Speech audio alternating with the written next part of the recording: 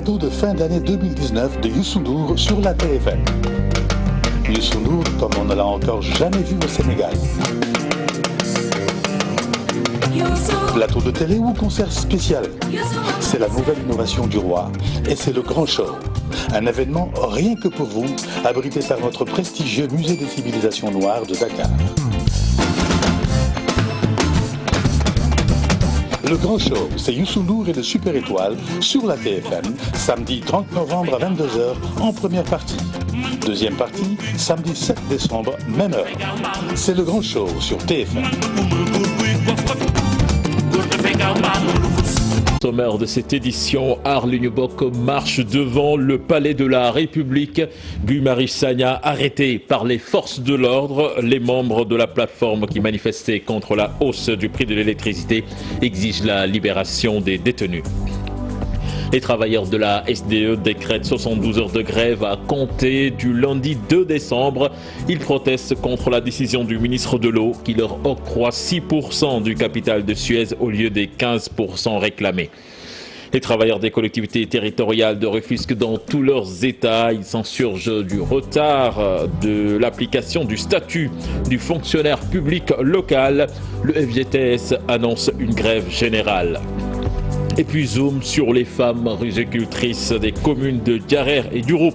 C'est dans la région de Fatick. Elles ont réussi l'exploit d'exploiter les rizières abandonnées qui leur ont permis de faire face aux périodes de soudure. Voilà le sommaire de ce 20h. Tout de suite les développements.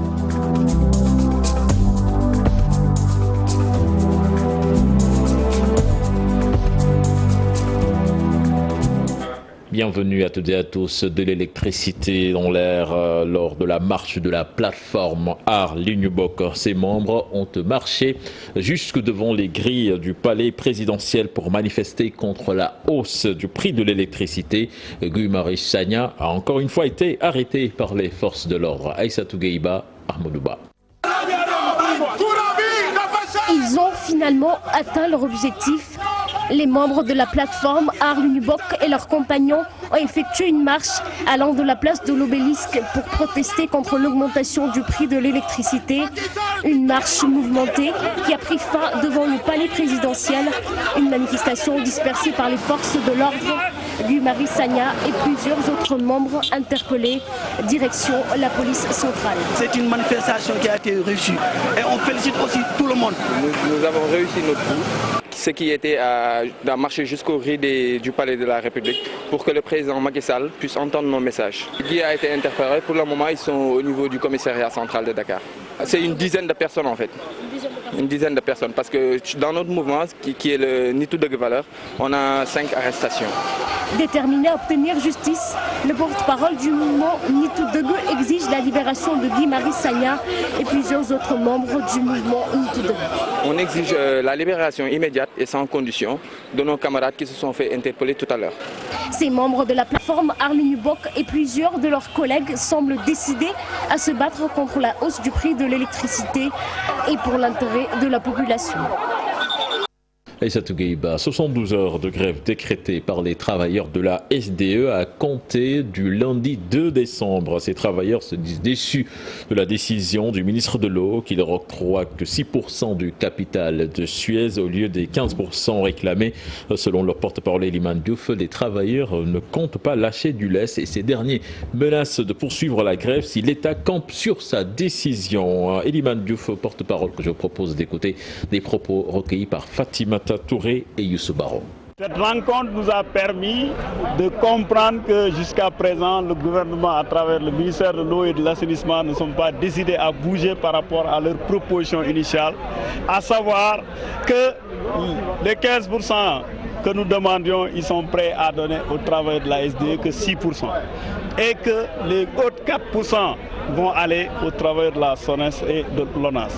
Nous avons rien contre eux, mais nous pensons que la demande que nous avons faite et les propositions que nous avons faites d'aller vers 15% sont soutenables par les travailleurs de SDE. Donc nous pensons que dans ce processus-là, nous sommes prêts à aller jusqu'au bout parce que la décision de l'Assemblée générale aujourd'hui, c'est d'abord d'accord de lancer un mot d'ordre de grève de 72 heures à partir de lundi. Les internes des hôpitaux décrètent également 72 heures de grève renouvelable. L'association des internes qui a fait face à la presse ce matin a démenti les propos du ministre de la Santé qui avait dit à l'Assemblée nationale que la plupart des internes ne souhaitent pas être affectés dans les régions. Les précisions d'Aminata Barisso. Ils sont toujours sur le pied de guerre. La sortie du ministre de la Santé à l'hémicycle, la déclaration de trop. Si le ministre aujourd'hui se prononce à l'hémicycle que les anciens ne sont pas disposés à servir à l'intérieur du pays, c'est des propos que nous ne comprenons pas. Maintenant, il y a à l'envers, quand vous incitez des spécialistes à servir à l'intérieur du pays, il faut prendre les dispositions nécessaires pour que ces gens-là puissent faire correctement leur travail.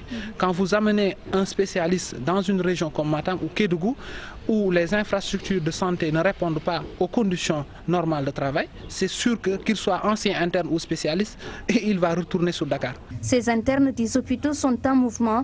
Depuis plusieurs semaines, ils réclament un meilleur statut dans le système sanitaire, entre autres. Parce que nous avons eu à évaluer en fait notre mot d'ordre de grève en toute responsabilité et nous n'avons pas vu une démarche constructive depuis le début de cette grève-là que le ministre de la Santé et les autorités de ce pays ont posé pour nous inciter à revenir vers de meilleurs sentiments. Quand vous incitez des spécialistes à servir à l'intérieur du pays, il faut prendre les dispositions nécessaires pour que ces gens-là puissent faire correctement leur travail. Grève et même marche, leur plan d'action est déjà défini. C'est une continuité, nous sommes dans la continuité et nous sommes dans la logique. L'Assemblée générale, en toute souveraineté, a décidé de décréter encore, de renouveler le mot d'ordre de grève de 72 heures. Donc nous sommes dans cette dynamique-là et nous comptons, en début de semaine, le mardi prochain, organiser une marche pacifique qui va partir de l'hôpital Abbas Ndao pour jalonner l'avenue Cheikh Anta Diop jusqu'au niveau du ministère de la Santé. Sont 225 internes et anciens internes dans l'association. Ce mouvement de contestation a fait déjà plusieurs semaines. Annoncé également dans les titres de cette édition, retard de l'application du statut du fonctionnaire public local. Les travailleurs des collectivités territoriales de Rufisque dans tous leurs états. Le secrétaire général de la FGTS annonce même une grève générale des agents des collectivités territoriales pour l'application de cette réforme. Ousseynou Thiam, Ahmadou Bamba Samba. En assemblée générale à Rufisque, les travailleurs des collectivités territoriales affiliées à la FGTS haussent le ton sur le retard noté dans l'application du statut du fonctionnaire public local. Ces agents se disent aujourd'hui étranglés par les banques. Les difficultés de prise en charge médicale, ça pose énormément de problèmes. Surtout ça, les salaires sont bas, les avancements ne suivent pas. Les heures supplémentaires des gens les effectuent et ils ne sont pas payés. Et surtout dans les communes, les anciennes communes d'arrondissement qui sont devenues communes aujourd'hui, il y a énormément de problèmes pour les agents municipaux qui vivent là-bas. Les banques aujourd'hui, je pense qu'ils ils n'ont pas seulement des couteaux pour tuer, mais ils ont des sabres pour couper la tête des agents municipaux. Parce que c'est des gens endettés jusqu'à ne plus pouvoir payer. Au lieu que les banques prennent le tiers de leur salaire, des agents qui, au lieu de percevoir les 2 tiers de leur salaire, comme convenu dans les textes, ils ne perçoivent même pas le tiers de leur salaire. Parce que finalement, c'est la banque qui prend au-delà des 2 tiers de son salaire et qui, quand il vient, il me dit « Viens, on va te faire un rallonge ». Venu présider la rencontre, le secrétaire général de la FGTS n'exclut pas une grève des travailleurs des collectivités territoriales afin de contraindre l'État à appliquer cette réforme déjà votée par l'Assemblée nationale. Ce que nous avons constaté, c'est que jusqu'à présent, l'État traîne, n'est-ce pas, pour faire sortir le décret relatifs aux agrégats et aussi des mesures d'accompagnement, n'est-ce pas, qui sont là pour véritablement rendre opérationnelle la fonction publique locale. L'intersyndicale déroule son plan d'action décliné lors du point de presse du 19 à Dakar. Entre-temps, un préavis a été déposé le 21. Comme promis, donc, nous avons déposé un préavis de grève. Donc il est tout à fait normal de venir nous enquérir de la situation à Rufisque et de demander au travers de se mobiliser parce que nous allons engager la lutte. Du côté des travailleurs municipaux de Rufisque, ils se disent déterminés à engager le combat pour l'obtention de cette nouvelle réforme qui, selon eux, va améliorer leurs conditions de travail. Autre aspect de l'actualité, vote du budget du ministère de la Justice. Le député Dédé Fall déplore le manque de sécurité dans l'environnement des affaires du fait, selon lui, à une justice non indépendante. Il plaide pour la démission du chef de l'État du Conseil supérieur de la magistrature et que le ministre de la Justice ne soit plus chef du parquet. Je vous propose de l'écouter. Des propos recueillis par Alassane Ba et Diafaraba. Juste pour dire quand même qu'il y a lieu déjà de travailler à l'indépendance effective de la justice à travers aujourd'hui le président de la République qui doit cesser de présider le Conseil supérieur de la magistrature, mais également le ministre de la Justice qui continue à être le patron du parquet et à pouvoir engager des poursuites judiciaires. Parce que pour ceux qui veulent investir, l'une des premières choses à regarder, c'est la justice, son fonctionnement, mais également les liens entre cette justice et l'exécutif, si effectivement elle est indépendante ou pas. Mais aujourd'hui, nous restons à l'Assemblée nationale qui a adopté le projet du budget du ministre de la Santé et de l'Action sociale, un budget arrêté à 191 milliards 714 125 000 francs CFA. Mais déjà, le ministre de tutelle devra faire face à de nombreux défis tels que la dotation des ambulances, la politique sanitaire en question et l'érection de certains centres de santé en hôpitaux. Mohamed Samb, Youssou-Baro. Merci. Quels sont ceux qui sont contre son adoption? Pour l'exercice de 2019, le ministère de la Santé et de l'Action sociale a réalisé de bons résultats, mais ce budget de plus de 191 milliards de francs CFA adopté pour l'année 2020 donne déjà matière à débattre. Il y a un financement pour prendre en charge la gratuité de certaines prestations, notamment la gratuité des dialyses, la gratuité de certains soins, mais également la couverture maladie universelle, qui est un mécanisme donc, pour doter aux personnes qui n'avaient pas cette couverture sociale de l'avoir. Le président de la République lui-même a approuvé que le secteur de la santé a beaucoup de difficultés. Il a même promis d'investir davantage dans le secteur. La santé, un secteur prioritaire, mais aussi problématique. La commune de Mbacké doit avoir un hôpital de niveau 2, mais aussi un appareil scanner.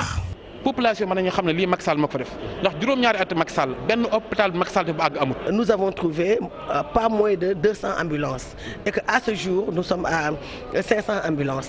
Et il en reste encore donc des ambulances que le président Macky Sall va attribuer aux structures sanitaires. Il est donc nécessaire de relever certains hôpitaux à des niveaux supérieurs, mais aussi renforcer la politique de santé. Mais également, il faudrait qu'on puisse arriver à un relèvement du plateau technique du niveau 2 au niveau 3. C'est extrêmement important parce qu'il y va de la santé des populations. Je pense que le Sénégal doit tout faire pour avoir une usine fabricatrice de seringues. On pourrait aussi confier à la Solida le tissu que l'on utilise au moment de l'opération. Pour le recyclage, pourquoi pas. Le projet du budget du ministère de la Santé et de l'Action sociale arrêté à 191 milliards 714 125 francs CFA en crédit de paiement sur un budget triennal de 101 milliards 709 588 658 francs CFA. Contre son adoption. Le ministre du Pétrole et des Énergies renouvelables faisait également face aux députés. Martha Cissé est revenu sur les nombreuses interpellations concernant la hausse du prix de l'électricité. Abifay Mardia. Au moment où le pétrole fait jaser au Sénégal, l'Assemblée nationale a adopté le budget du ministère du Pétrole et des Énergies. Plus de 250 milliards de francs CFA votés par les parlementaires dans un contexte où le prix de la facture de l'électricité est en hausse. Le ministre rassure. Il y a 50% du monde rural qui est encore sans électricité. C'est pour ça que la question de l'accès à l'électricité demeure la priorité pour nous avant de pouvoir adresser la question du coût. Nous devons rassurer les Sénégalais, nous devons les apaiser.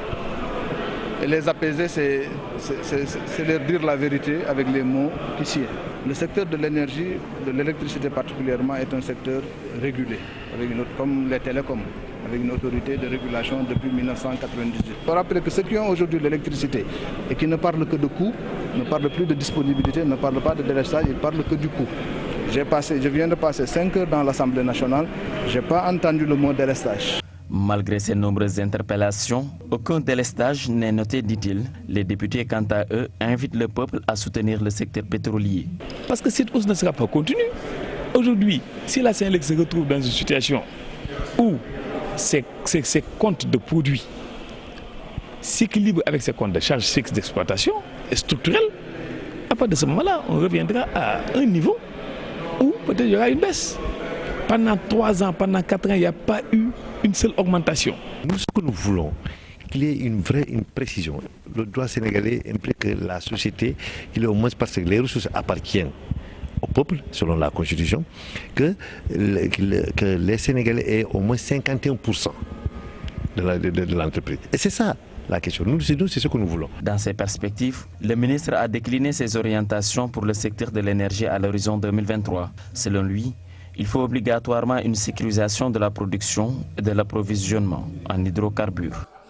Nous parlons à présent de tout à fait autre chose avec la 4e édition de remise des certificats de fin de stage aux élèves maîtres. Ils sont au total 1750 nouveaux sortants prêts à enseigner dans toutes les localités du Sénégal. Le ministre de l'Éducation nationale qui a présidé la cérémonie s'engage à renforcer la formation pour un produit de qualité à Maïmouna Ndiaye. Je m'engage à assumer mes fonctions avec une responsabilité et une détermination indéfectible. Après lecture du serment de l'enseignant, elle intègre le système éducatif sénégalais. Ses autres camarades aussi de la promotion 2019 des élèves maîtres, distinction entre les mains, se disent prêts à servir. Nous sommes maintenant très contents et fiers d'être des enseignants. Vu ce qu'a dit M. le ministre, nous sommes encore prêts à servir notre nation. Comme je l'ai dit dans mon discours, l'enseignant est le premier intrant de qualité de l'éducation. À travers ce discours, à travers le discours de l'opposition, nous allons servir loyalement, avec générosité, notre cher pays. La problématique du rôle de l'école et de la responsabilité de l'enseignant, des fondamentaux rappelés ici par la tutelle. L'un des premiers intrants, en tout cas pour améliorer notre système éducatif, il faut avoir des enseignants de qualité. Et ils ont eu une très bonne formation. Ça fait plus d'1 an, après un concours très sélectif, très difficile, une bonne formation. Et aujourd'hui, donc, c'est un grand jour pour nous et également pour eux, parce qu'ils vont rentrer dans ce métier noble, extrêmement difficile, mais important pour la nation. Avoir la responsabilité de former, d'éduquer, d'accompagner le citoyen de demain. Une formation de qualité, c'est également des centres régionaux équipés. Mamadou Talla rassure. On ne devrait pas être statique dans nos offres de formation. Et dans ce monde donc numérique, il faut aller au-delà. Il faut aller jusqu'au statut du formateur, statut de l'enseignant. Et également ces centres de formation, il y en a donc dans toutes nos régions. Nous devons les équiper avec du matériel nouveau pour pouvoir écourter la formation tout en la diversifiant. Rendez-vous est donné l'année prochaine, une cérémonie qui sera célébrée bien avant la rentrée scolaire pour combler le personnel enseignant. Maïmouna Ndiaye, pendant ce temps, les personnes en situation de handicap réclament une amélioration de leurs conditions de vie. C'était lors d'une rencontre sur la situation des personnes handicapées qui a regroupé les concernés et la direction de l'action sociale. Aïssatou Paye, Youssou Baro. Plusieurs politiques destinées aux personnes handicapées, un impact sur leur vie sociale et économique. En prélude à la Semaine nationale des handicapés, entre progrès et réalisation, on note que certains problèmes demeurent. Premier, c'est toutes les difficultés liées à l'accès à la santé, à l'appareillage, aux services de réadaptation et même à la technologie d'assistance. C'est les difficultés d'accès à l'éducation et à la formation, comme les difficultés d'accès à l'emploi et à l'insertion. Et ça se comprend. C'est les difficultés d'accès à l'aménagement du cadre de vie général. Une loi d'orientation sociale relative à la promotion et la protection des droits des personnes vivant avec un handicap, un déficit dans la mise en œuvre. Nous avons vu que la carte est effective, elle est distribuée. mais dans sa distribution, nous avons vu qu'elle pose la carte deux problèmes aussi. Le premier, c'est son rythme de production. C'est pourquoi nous avons demandé que des moyens conséquents soient donnés aux services compétents pour que les cartes puissent être produites convenablement. Mis à part ces difficultés, un bilan concluant va dire à la directrice générale de l'action sociale. Vu qu'il y a eu des résultats probants de la part de l'État, du gouvernement, parce que ne serait-ce que pour la matérialisation de la loi d'orientation sociale, le président de la République a pris la ferme volonté de faire des décrets instituant déjà le mécanisme phare, la carte d'égalité des chances, mais également d'instituer des commissions techniques chargées d'élaborer des cartes au niveau des départements. Du 3 au 10 décembre 2019 va être célébrée la Semaine nationale des personnes vivant avec un handicap au Sénégal. C'était également annoncé dans les titres. L'autosuffisance alimentaire est presque une réalité dans les communes de Diarère et de Diouroup grâce à la riziculture. Ce sont près de 1000 femmes plutôt qui exploitent des rizières abandonnées dans ces deux communes de la région de Fatick, et les rendements en riz obtenus chaque année permettent à ces femmes de faire face aux périodes de soudure. Reportage signé notre correspondante sur place, Aminata Gouyabi. Ces femmes toutes joyeuses et dynamiques procèdent à la récolte du riz. Elles exploitent cette rizière du village de Sangaré située dans la commune de Diarère depuis plus d'une dizaine d'années. Les femmes se partagent la production à chaque fin d'hivernage. Nous travaillons ici depuis de nombreuses années, mais la culture du riz est importante parce que nos rendements nous aident au sein de nos familles respectives. Autre rizière, cette fois-ci plus grande que la précédente. Nous sommes ici dans le village de Doudam, situé dans la commune de Diouroup. La culture du riz permet à ces femmes regroupées autour d'une association de faire face aux périodes de soudure parfois difficiles. C'est ce que nous cultivons depuis 4 ans. Mais cela nous aide beaucoup parce que nous consommons ce riz pendant 5 à 6 mois durant l'année. Ces femmes qui s'activent dans les rizières des villages de Sangaré, Doudam et Mbassis sont accompagnées par Caritas. L'ONG veut arriver à une autosuffisance en riz dans la zone rurale de Fatick. Où il y a donc la revalorisation des anciens marigots pour faire la riziculture. Le riz, ça fait presque une dizaine d'années que nous aidons les femmes à reprendre la riziculture. Et le rôle de Caritas est donc d'aider les gens à reprendre la culture du riz, source de complémentarité, parce que on a vu que les femmes en cultivant récoltent beaucoup de riz. La récolte, elles ont au moins 2 ou 3 mois d'autosuffisance en riz. Cette année, on a donc emblavé plus de 45 hectares dans le département de Fatick. Mais les problèmes ne manquent pas. Ces rizicultrices évoquent une mauvaise qualité du sol et un manque d'eau. Le sol n'est pas riche et nos rizières sont souvent sèches. Caritas a à cet effet prévu dans son plan stratégique 2020-2022 d'emblaver des centaines d'hectares de terre dans ces zones d'intervention.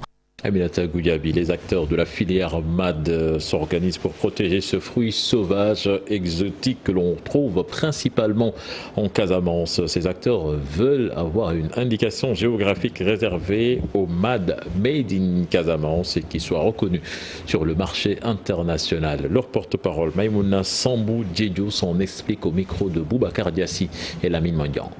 L'activité d'aujourd'hui porte sur les indications géographiques sur le MAD. C'est une assemblée générale pour mettre en place un comité de gestion qui doit vraiment suivre les indications géographiques pour mieux labelliser le MAD, pour qu'il soit mieux commercialisé, mieux valorisé et mieux vendu au niveau national et international. Nous avons invité les acteurs de la filière qui sont, nous les transformatrices, qui sont les cueilleurs, les coupeurs, les gens qui coupent le MAD dans la forêt. Nous avons aussi invité les commerçants, les banabana, tous les acteurs qui sont autour de la filière MAD. Et aujourd'hui, on doit mettre un comité de gestion définitive qui doit vraiment travailler sur le cahier de charge qui doit faire l'objet d'indications géographiques. Parce qu'il nous faut vraiment un cahier de charge. Parce que tout ce qu'on doit faire ici, ça sera déposé au niveau de l'organisation africaine de la propriété intellectuelle qui vont nous donner vraiment le label MAD Casamance. Retour à Dakar, plus précisément à Keur-Massar, les habitants de la cité gendarmerie qui se mobilisent pour zéro déchet dans leur quartier et lutter également contre l'insécurité. C'était au cours d'une journée d'investissement humain à laquelle a participé participé la ministre du Commerce Aminata Assom Diatta. Reportage signé Salif Sow et Asmalik Diop. Une opération zéro déchet à la cité gendarmerie de Keur Massar. Ce pour lutter contre l'insécurité, entre autres manquements ici. Il y a l'éclairage, il y a l'assainissement, il y a la sécurité. Vraiment, donc, nous déplorons donc le manque de sécurité qu'il faut. Nous déplorons également donc, le manque de postes de santé, l'assainissement qu'il faut. Nous nous réjouissons donc de cet acte-là qui est un acte de citoyenneté. Chacun devrait faire cet acte-là pour montrer qu'en tant que citoyen, il faut œuvrer pour la promotion de la cité. Pour plus de sécurité à la cité gendarmerie, le ministre du Commerce dit porter le plaidoyer auprès du maire de la localité. Donc, il est important que chacun dans sa localité puisse appuyer en tout cas les organisations qui sont sur place pour assainir l'environnement humain. Parce que nous nous sommes rendus compte que les hautes herbes qui étaient à l'entrée étaient aussi utilisées par certaines personnes pour se cacher et pouvoir en tout cas agresser les populations, les passants. Et aujourd'hui également nous avons sollicité la mairie pour qu'elle nous appuie en éclairage. Comme vous le savez, l'éclairage public est du domaine et du ressort de la mairie. Donc nous avons sollicité le maire pour qu'il nous appuie et nous attendons toujours son retour. Donc il y a quand même des initiatives qui sont menées pour aider les populations à être beaucoup plus en sécurité. Enclavée et insalubre, Cité Gendarmerie réclame sa part des lampadaires solaires.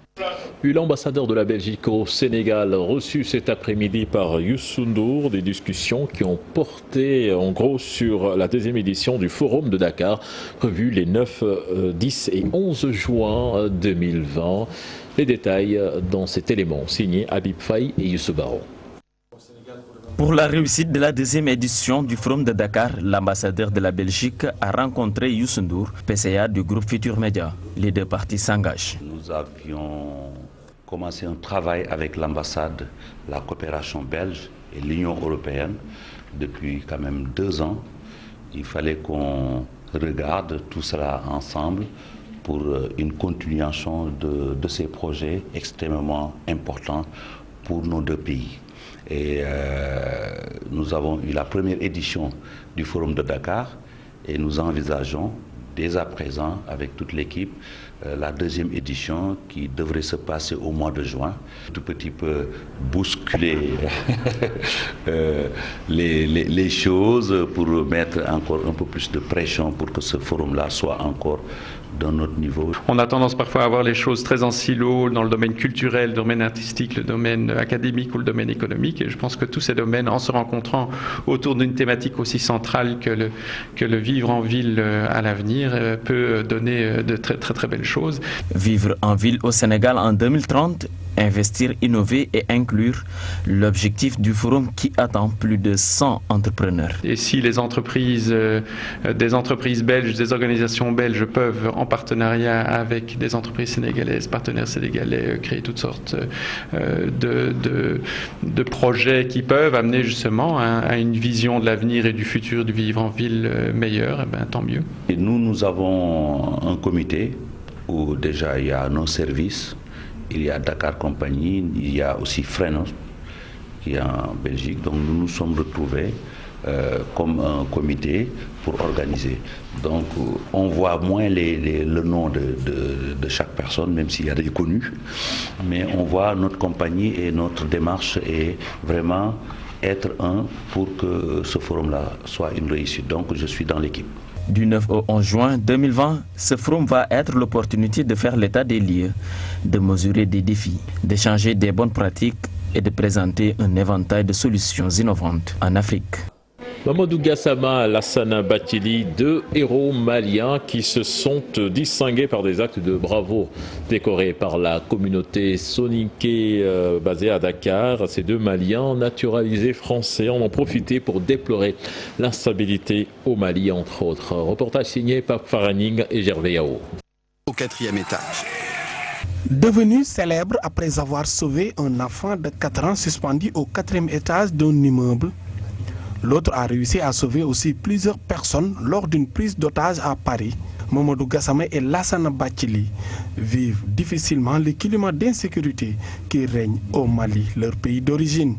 Quand même, ça fait mal du cœur Donc moi, les choses que moi je veux dire avec les Maliens et les Français, on veut la paix.